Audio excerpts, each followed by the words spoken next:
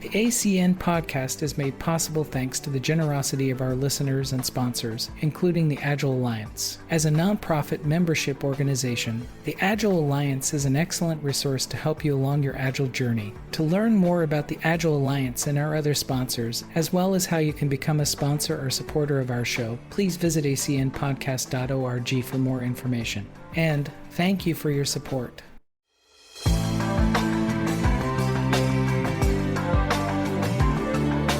Good morning and good evening, everyone. Welcome to the Agile Community Network. That's a small name change that we're going through. The ACN podcast that we've been doing for the last close to 8 years, and actually for myself even longer, because it used to exist inside of a Fortune 100 company, and we did it as an internal thing. And then we decided that, heck, we have such great conversations. Let's go ahead and make this more of a worldwide phenomenon. And this is episode 99 right now.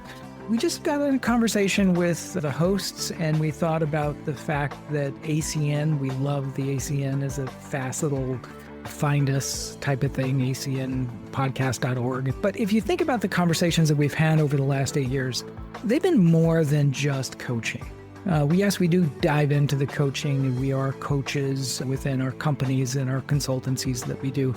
But we also felt that we had a very strong sense of community that's joined us over the years. There's been over 4,000 registrants for the ACN live events. We've had pretty close to, I think it's somewhere on the odds of about 15,000 replays on our library each year.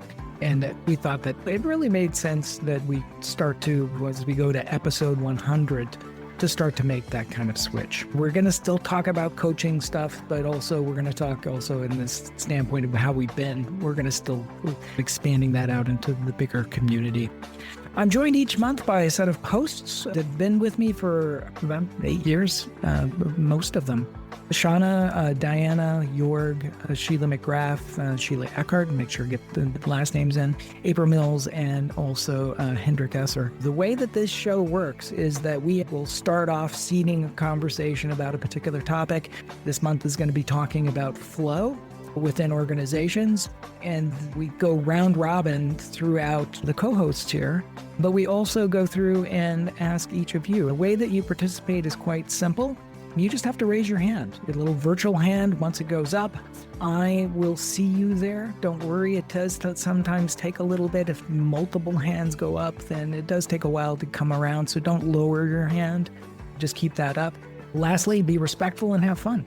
We are here as a great community of people. I have been a part of the Agile community, over a decade, and I can tell you that this community is one of the most warm and welcoming and helpful communities that I have been a part of. And so I really respect everyone here, and I really want to hear your perspective, regardless if you're new to Agile, because those perspectives are just as important as the people who've been doing it for a long time.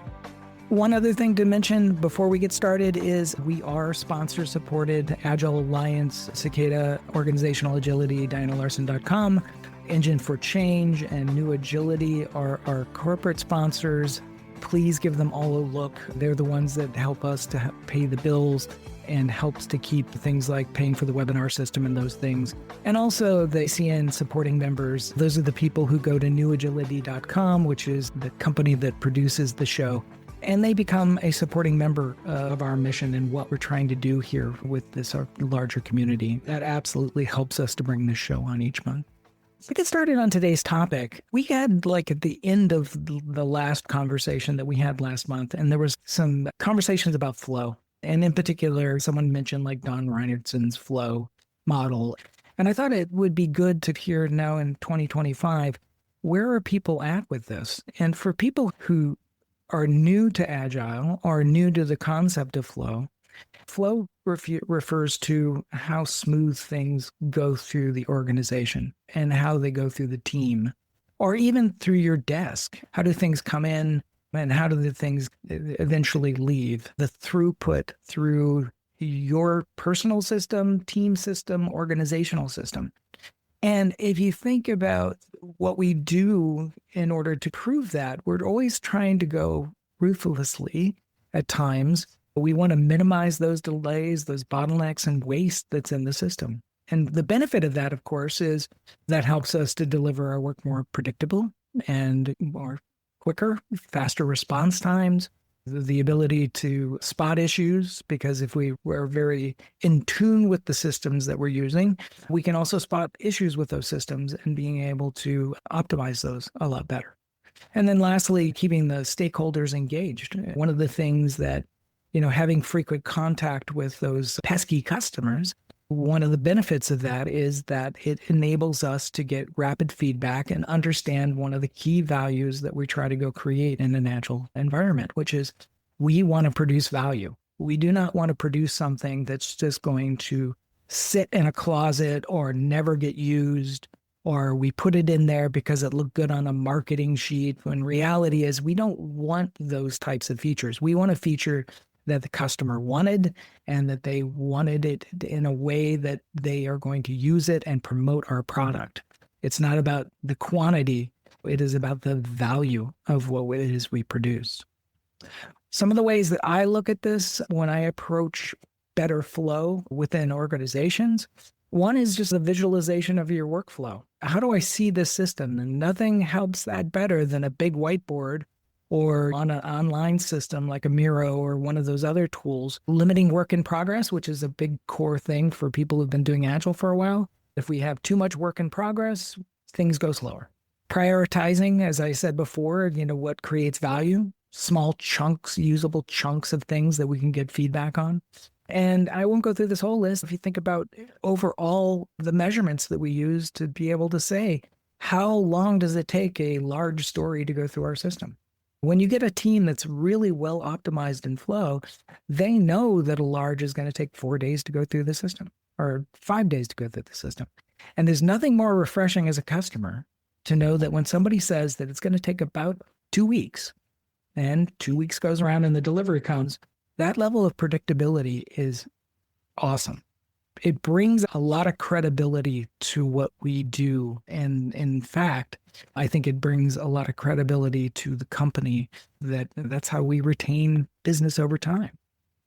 So the questions to get us all started on all of this is flow important to your teams and your company? And the reason why I frame this is there has been in this AI kind of world that we've entered in 2024 and 2025, somehow that I hear more about AI than I hear about the flow of a team. And that's okay. That's a very popular topic right now. But I'm just wondering right now, is this a priority in your company? Is your company prioritizing this? Second to that is, how do you improve flow within your company? There are a lot of different ways of being able to approach this. And I'd love to hear your perspective on what you embrace and what you use. And then lastly, on the personal side, what do you do to better your own flow within your own workflow? So the company view and the personal view.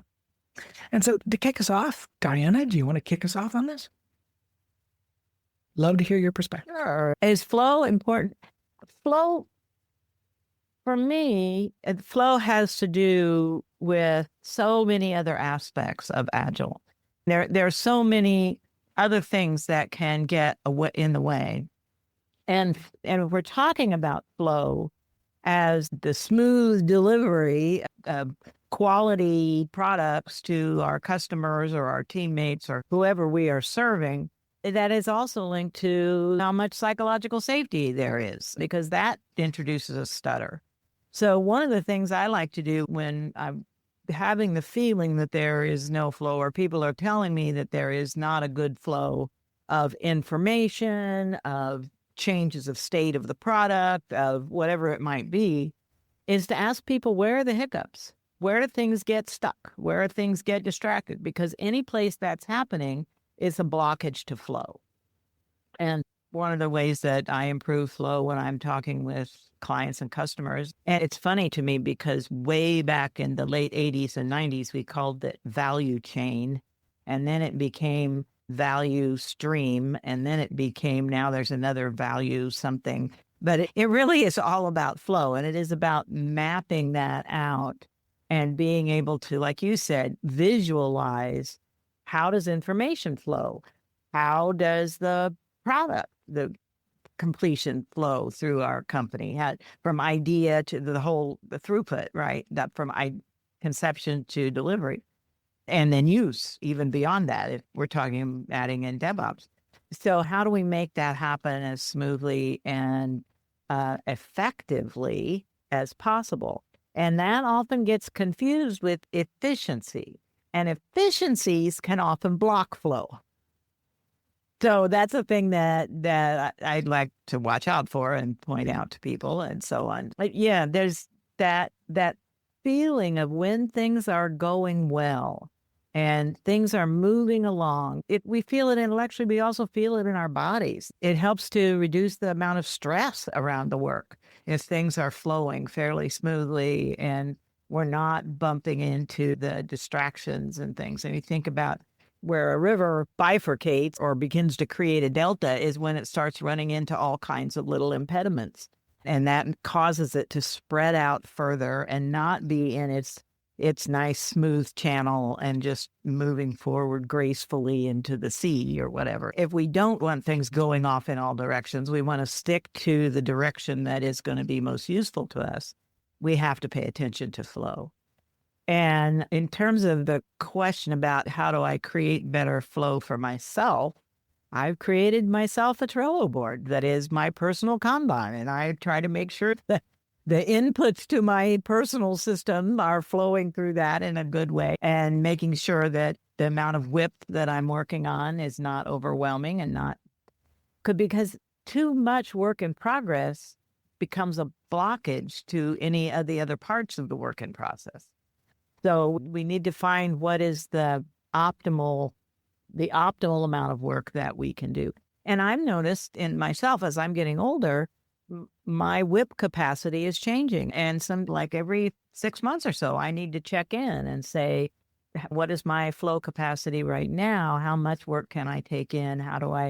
What does that say about how I organize my days and my interactions with colleagues and so on? So I think you create a better flow for yourself by paying attention to the places where you feel like you get distracted, where you feel like you get blocked, and look at, is there any way to mitigate that or eliminate those, or just take those obstacles and examine if there's an opportunity there or if I just need to set it aside.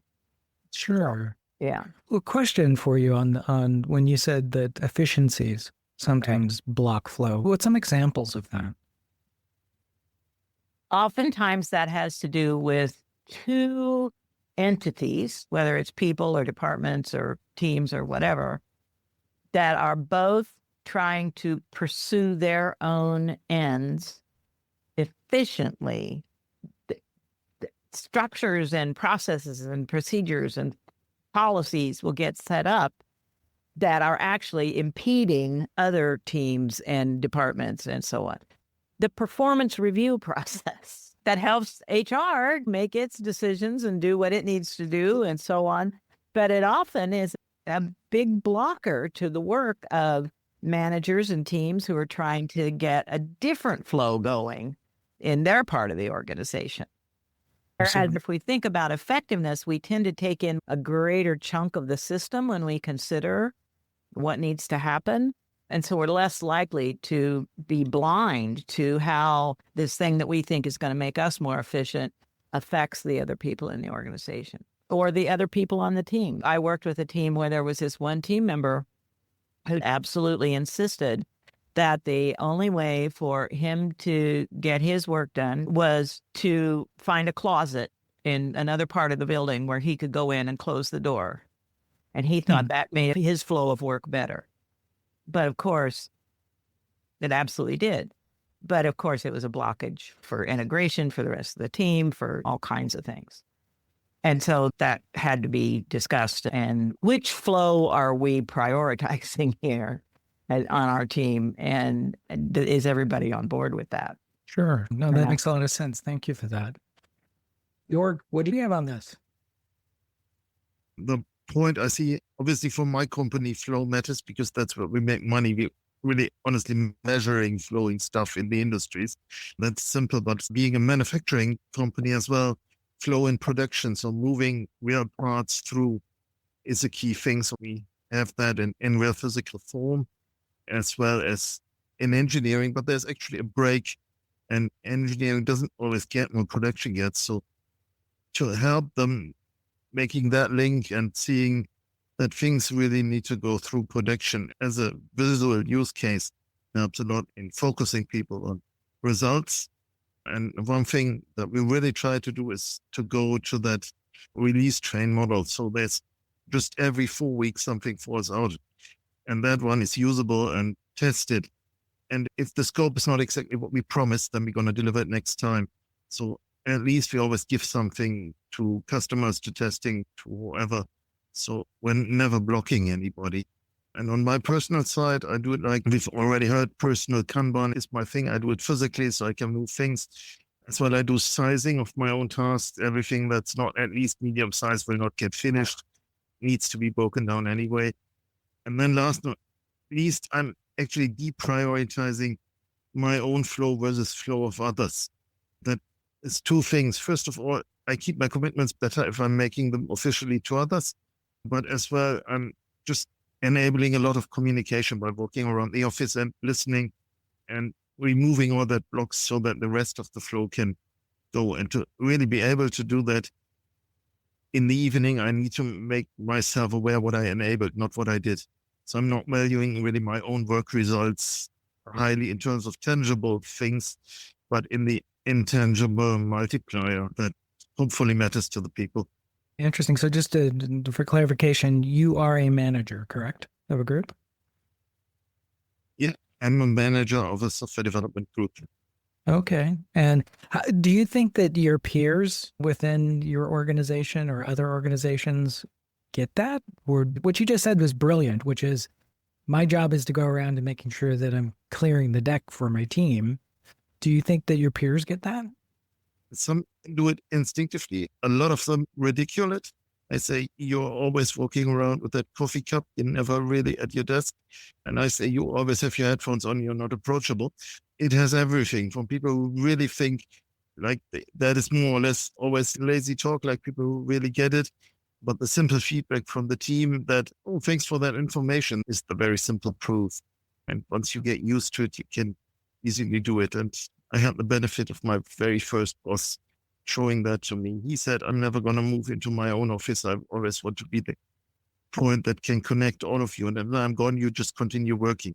That's as well how I try to keep my flow. Whenever I can give something to the team, I will, and not do it anymore. So what I'm doing this year, hopefully 50% of that is something the team will do next year. So I can do something more important for them.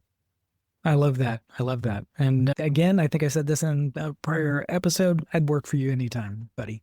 You've got a good way of approaching things. Let's see, Tanya. What do you have on this? Thank you. I heard Diane say that she creates for herself a trouble board. Is that what I heard? Did she say a trouble board? Oh, a Trello, I believe. Oh, a Trello board. Okay. Yeah, so Yes, there was a Trello board. Yeah, for personal. I said I missed something there, but then I did want to comment on where you said that efficiency can block flow. And I've experienced that because it's sometimes you've been so efficient that there's a lack. I think the team, there's sometimes a lack of feeling like they have autonomy. Agile, you're supposed to thrive on autonomy, but I think so. Flow, you get the flow when you give individuals control over their work. And sometimes individuals do not have control over their work with efficiency, because sometimes efficiency, it says you got these rigid workflows, you got all of this people overseeing your work, or this excessive oversight and just constantly monitoring what you do. And sometimes I think that can prevent you having a sense that you own this work that you're doing. I agree with you on that. I think sometimes that's some of the traps what happens when people adopt Scrum. The daily stand-up is not meant for you to tell me everything that you're doing. It's really to have a conversation with your team members so that you can improve handoffs and maybe get help or remove a roadblock or other things. And those questions sometimes just come across as, oh, you're just tracking me. You're micromanaging me. and I don't feel like that I have control over my work or what I'm doing. I'm Right. more so I get to the place where I feel like I'm just trying to satisfy what you're asking. For Sheila Eckhart. How you doing? I How am you? here. Hi, Ray. Hi. How you doing? I'm doing great. This is such I have so much to say on this topic, of course. First of all, I want to thank you for what you said about predictability, because oftentimes I hear people talk about predictability in the sense of, I know how many story points I could do in a 2-week time versus the predictability of cycle times for different types of work. As a consultant, I have seen so many different things on flow, because I have seen companies that want low cycle times because they want to see that their teams are doing flow well. The problem with using that in that manner is that the teams aren't really looking at true flow, and they're setting up tasks so that they would go through fast versus the flow of delivering value. And as you were talking about the making things small and delivering small pieces, that's the best way of improving flow on certain things. I work with teams. I've worked with and coached teams on doing that, on how to create smaller work items that do deliver value. The other thing that I've worked with people on is, I just said, with the work in progress, stop, starting, start finishing, and using different techniques such as pair programming or swarming on a particular item to get it into a good flow and get it from beginning to end. There's a lot of things you could do to improve flow, and I like coaching to all these different techniques depending on where your bottleneck happens to be. And then for myself, this is really interesting because over the past couple of weeks, I've been working on my personal flow. And I've always worked with a Trello board, the same as Diana, but I started looking at it more in the way Benjamin Franklin used to. And I every day will look at what is in my backlog, what I worked on yesterday, it didn't get done. This is what I know I can accomplish today. And then try to have a little bit of a plan on how I can go about doing that. This will be the first thing that I can do. I want to get these things done. And I'm trying to do that more on a daily basis, the way Benjamin Franklin used to do. And I bring that up because I've recently been looking at some past Agile performers, and this is one of the things that he was doing, and I'm looking to implement something along that line. That's very cool. Did you just read a book about Benjamin Franklin and his approach? It's something that I've always known, but I just started writing a bunch of these things down, like Agile in the past, like the Empire State Building and Benjamin Franklin, which Benjamin Franklin did almost like a form of Scrum back in the day. But it was daily iterations. And at the end of the day, he would reflect on how he did and determine what improvements he could make on the way he plans and acts during his day.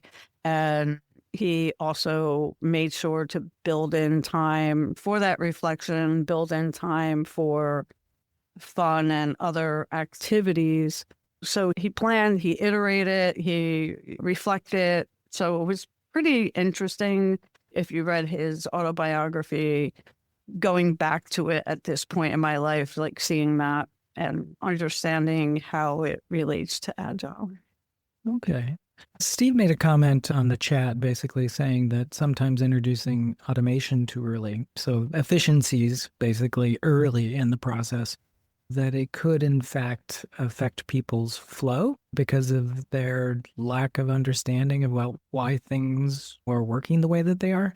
Do you find that's the same for you? If you introduce one form of automation is AI, I'm going to use AI early and not really fully understand the work that's there. I've had occasion recently to work with a product owner and introduce using AI to help with acceptance criteria writing and things of that nature.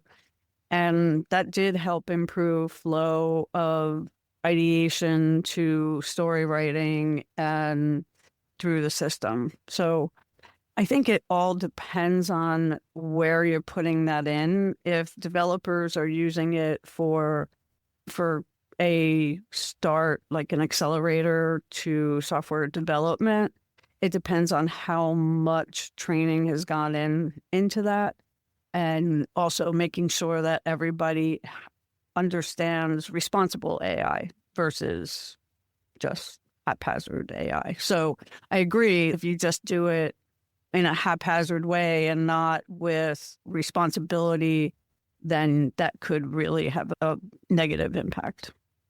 Okay. Steve, did I represent your question correctly? Okay. Yeah. Yeah, it was just really around looking for efficiencies and stuff like at the onset of a new process or a new team. And sometimes that efficiency leads to that lack of understanding down the road. There are systems that we sometimes inherit from other teams, or you join a team and they've had a long going process for a while. And sometimes when you come in the middle and you don't have that understanding of it, I've seen teams forget the reason why that might be there. And then they learn very fast afterwards that if they removed it, it was probably a mistake. I've seen those types of efficiency losses happen and occur because we thought we were optimizing, but we actually created another problem downstream. But it's always, you got to really keep good documentation on some of this stuff, I think. And on the automation side, I think automation suites get big fast, man. They're big things. Brian, what do you have on this? Hey, I was just listening to everybody, and I found that my morning stand-ups, the listening is sometimes what doesn't occur, and looking at progress and seeing where the same lack of progress gets reported every single day, and not listening and reaching out to whatever member is having difficulty. If they haven't asked for help, is being able to go in and saying, hey, what can I do? Do you need extra resources to keep that going? Because sometimes that can create more problems for the person that they have an operational job and also has a project job, and they're not coming forth to ask for help or understand where their roadblock is. And just keeping people comfortable with the fact that, hey, you're not alone. And that's what everybody's here for. Keeps that flow moving. Great. And I think the active listening component is very important, and not by just one person. I think it's everybody has to be listening. And I think some teams have done it where if you do a change of venue or move it around or kind of upset the apple cart a little bit about how the meeting is run, it sometimes is helpful. One time I came in with a presentation, and this is a management not paying attention. And so I went up and put my PowerPoint slide, said absolutely everything different than what I was talking about. It actually said we had 150 new high priority defects, big customer loss, blah, blah, blah. And I had all this bad data on this slide. And I remember everyone's eyes getting really big. But as I was talking, I was saying, oh, everything's going great and such and such. And everyone's eyes were getting really big because they were starting to pay attention. And they go, what about? And I go, oh, I'm sorry, that's the wrong slide. And then I went to my actual data slide. And I found that people paid attention. That was rude of me, but it was fun. April, how you doing? I'm doing good. I can tell a good story about flow that helps us all remember that most of the time when flow isn't happening, it's because everybody's trying their best. So years ago, before I was doing anything in the Agile space, I was trying to help flow paperwork through an organization. So similar to code, but actually written processes for maintenance. And when I started looking at the system, because they were keeping people after hours, they were making them work the weekends, it was hurting marriages and relationships because people kept having to cancel plans at the last minute because things weren't getting out. I started studying the process. And what I found is the way they were assigning work much like I think comes up in that book, The Phoenix Project, was they were assigning the work to the most efficient person to do the work, which meant the guy who was the go-to engineer had 6 months worth of work on his desk waiting for him, all urgent. And the new guy had nothing to do. Because the default way of assigning work to people was who's the most efficient to get the work done, not what's the most effective way to flow the work. And so one of the first interventions I did after seeing this was take one of the urgent but very capable things that the new guy could do and give it to the new guy.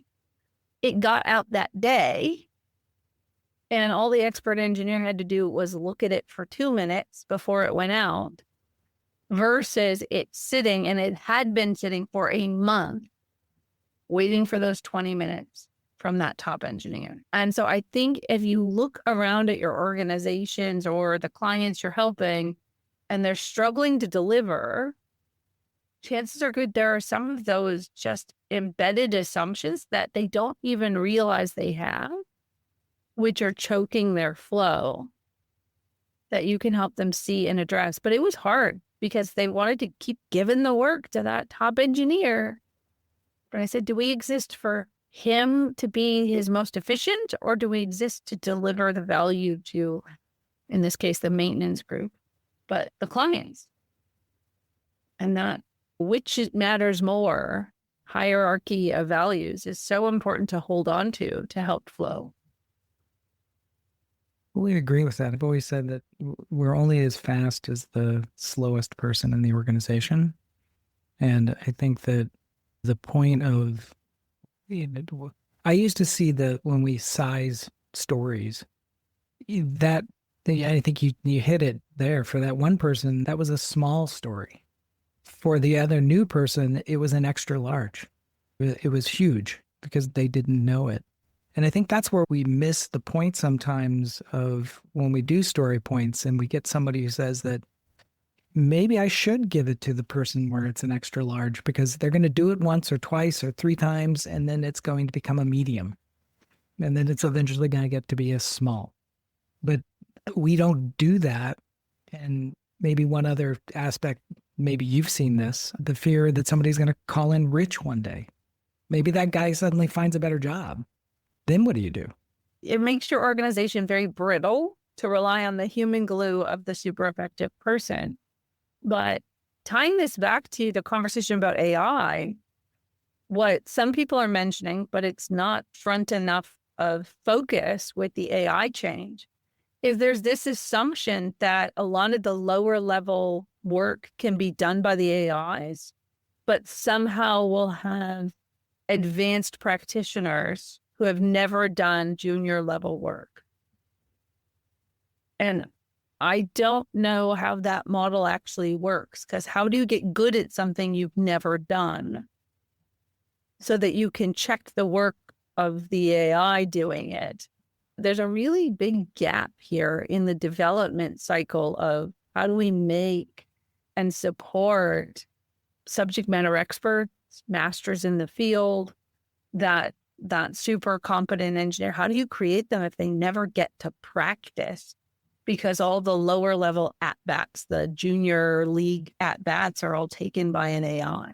I think that the issue comes down to, and my son-in-law, he works in a DevOps team, and he gets this bulk of code that as people start to check stuff in, and he notices that there's a lot of bad code getting checked in. Literally, it's someone copies and pastes from an AI, and they don't check it. They don't know how to check it, which is it's a dumbing down of the arts.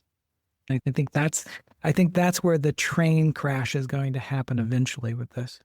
Yeah. And that's where I think for us as an Agile community, we have an opportunity to say, we are simultaneously for faster value delivery, higher flow, and competence and excellence in the profession. Absolutely. And we know how to achieve both. And I think the problem that we're going through is a lot of leadership teams have no idea how to do both. So they're hoping AI will somehow solve it for them, which is an abdication of their responsibility of understanding how to run their system. And that's worse because then they're abdicating the executive level function in the hopes that it will do the junior function well. And that has never been true, regardless of the technology people rely on. Fully agree. Thank you. Ali Reza, welcome. What do you have on this topic? Thank you very much. I have a lot. This is my favorite topic, and I missed a little bit of the webinar, and I regret that. One thing I've heard when Diana was talking about the performance reviews and all that, and then I'm not probably you've been following the trend that now companies are letting their middle managers either go or go back to technical leaders or individual contributors, which is a trend that I think I at least has been in my philosophy, flattening organization, remove the hierarchies and all that for a long time. And I've been working in our company building a tool that is making that possible. I think it was April was talking about now we are losing that subject matter experts because the junior ones are actually copying from Cursor or other tools. What I'm seeing is AI is doing a good job in lead by example. So a lot of people will do that, but what companies are missing, I'm not sure if you saw the layoff by blog. The CEO actually sent an email and said we moved 85% of our middle managers are laid off and 193 went to middle management, not to IC. So I think what's happening there, we are missing with building the culture, giving enough subject matter expertise who can look at the solution architecture and focusing a lot on those individual contributors who are just doing code. So that might get missed. But all these managers, especially in software development, they are really good in technicals. A lot of them have been architect and decided to become a manager, which they a lot of time don't do a great job doing that. So now they are being pushed back to become that lead tech, training other developers to become the next tech leads in the future, where they don't have to code anymore, but they see how the best coding practices are. When I was a junior developer, I had the opportunity to work with the best of the best who could tell me best way to work. I see a lot of junior developers along the way who don't get that subject matter expertise on top of them, and then they just don't learn. They don't ever see what is the best practice, especially in the startup world. So I don't think it's necessarily bad because now we have a more standardized subject matter expertise, which is AI, that people see and learn from. So that's what I had to add. I think one of the things that sometimes, I was in middle management for a number of years. I think people don't sometimes understand the job of the middle management. I think, yes, there can be less of them. Just the same way that Jorg was talking about walking around and working with his team members, making sure that they have what they need. Also, part of that job is also to talk to the downstream people, talk to the upstream people, and do something even most middle managers have never done. Go talk to a customer and find out what their needs and wants are.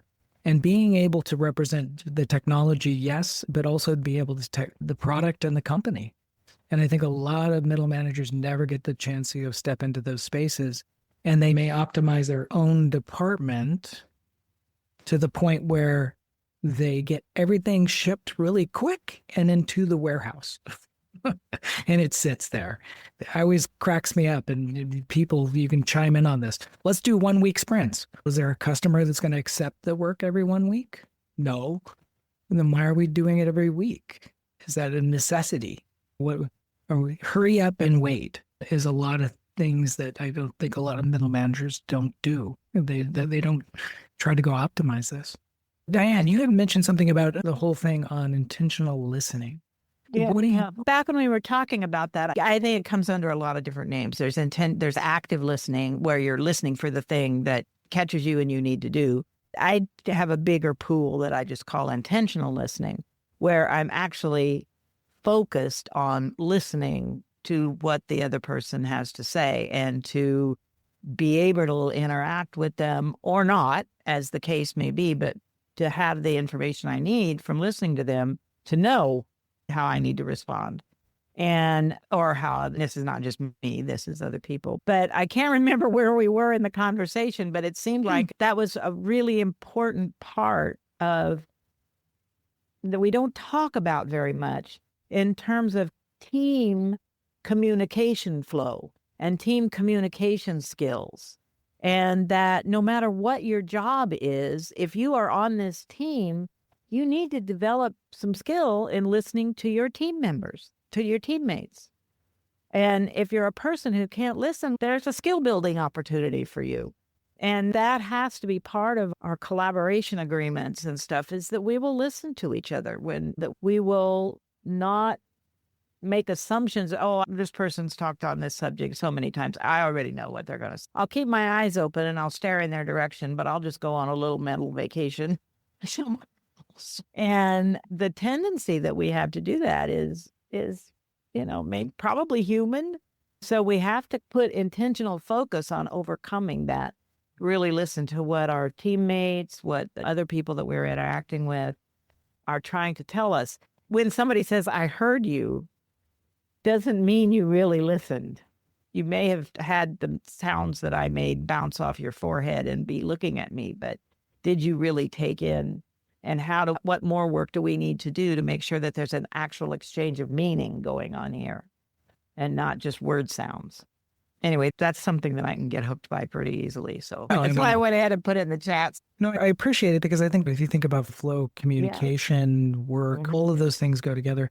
I think that gets an introspective of yourself. There's been certain times when I've come into a meeting and saying, look, I'm not really hearing.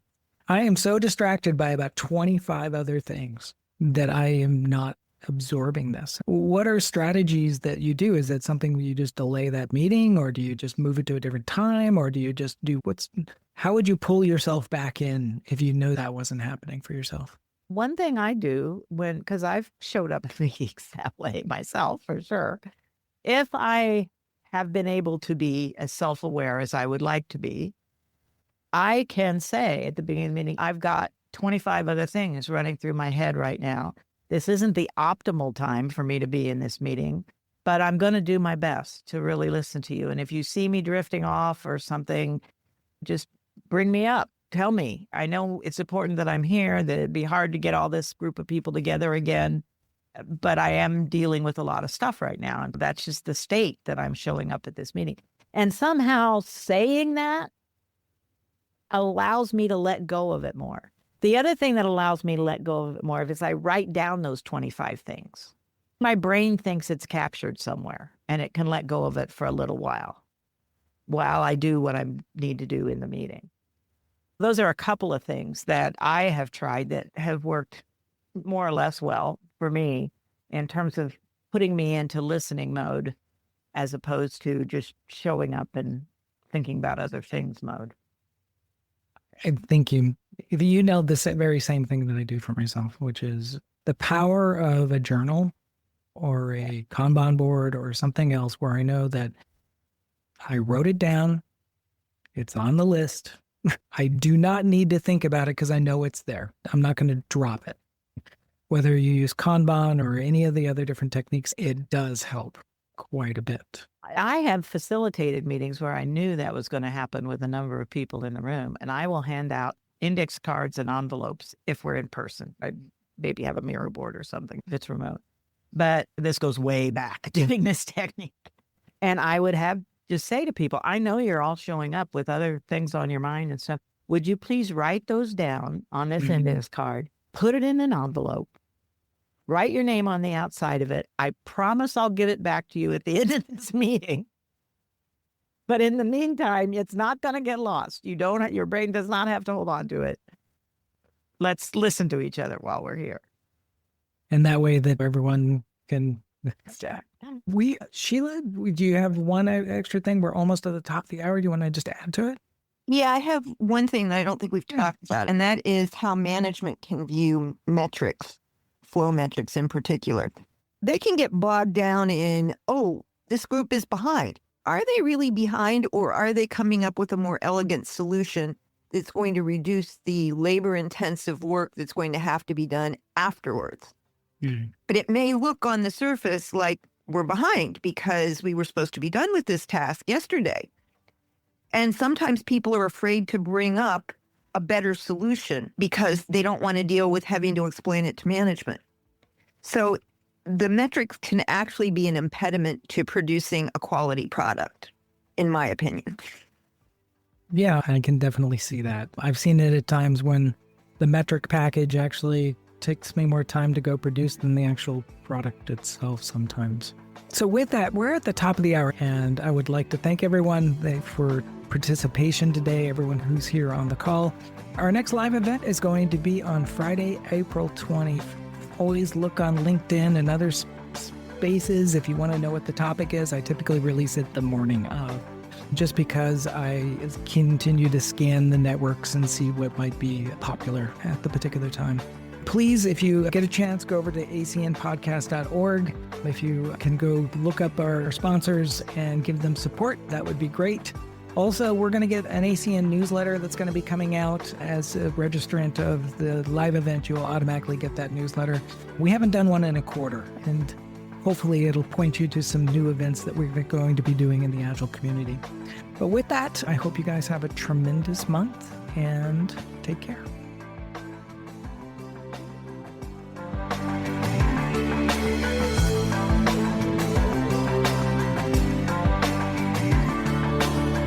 The ACN podcast is for educational and informative use only. If you'd like to know more about the ACN community, please come up to acnpodcast.org and support our show.